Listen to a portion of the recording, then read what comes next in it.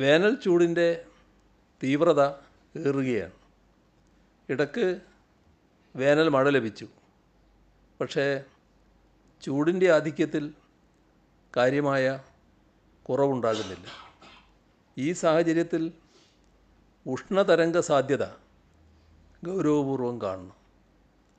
ഉഷ്ണതരംഗം നേരിടുന്നതിൻ്റെ ഭാഗമായി ആവശ്യമായ ബോധവൽക്കരണ പ്രവർത്തനങ്ങൾ നടത്തുകയും പൊതുസ്ഥലങ്ങളിൽ ആവശ്യമായ സൗകര്യങ്ങൾ ഒരുക്കുകയും ചെയ്യും. രൂക്ഷമായ ചൂട് അനുഭവപ്പെടുന്ന 11 മണി മുതൽ 3 മണി വരെ തണലുള്ള പൊതുസ്ഥലങ്ങൾ, പാർക്കുകൾ തുടങ്ങിയവ വിശ്രമത്തിനായി പൊതുജനങ്ങൾക്ക് തുറന്നു കൊടുക്കും. ഉഷ്ണതരംഗവുമായി ബന്ധപ്പെട്ടുണ്ടാകുന്ന ആരോഗ്യ പ്രശ്നങ്ങൾ നേരിടുന്നതിന് എല്ലാ ആശുപത്രികളിലും ഹീറ്റ് ക്ലിനിക്കുകൾ ആരംഭിച്ചിട്ടുണ്ട്. കഴിഞ്ഞ വർഷം ആകെ 1444 കേസുകളാണ് ഉഷ്ണതരംഗവുമായി ബന്ധപ്പെട്ട് സ്ഥിരീകരിച്ചിരുന്നത്. ഈ വർഷം ഇതിനോടകം 156 കേസുകൾ സ്ഥിരീകരിച്ചിട്ടുണ്ട്. ഇവയിൽ കൂടുതലും പാലക്കാട് ജില്ലയിലാണ്.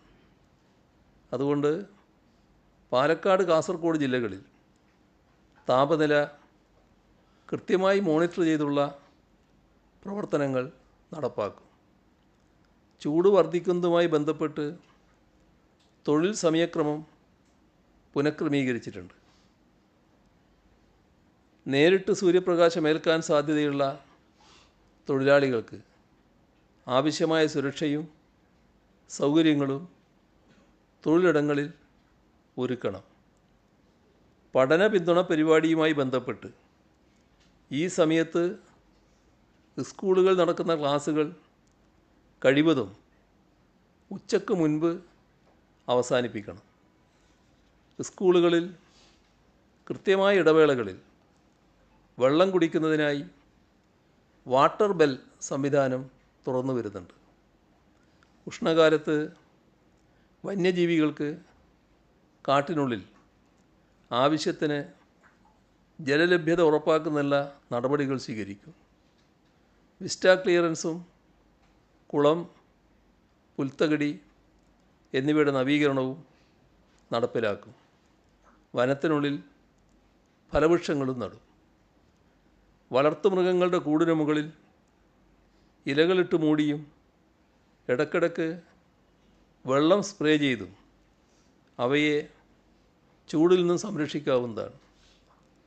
പകൽ ചൂട് കൂടുതലുള്ള സമയത്ത് മൃഗങ്ങളെ മേയാൻ വിടുന്നത് ഒഴിവാക്കണം.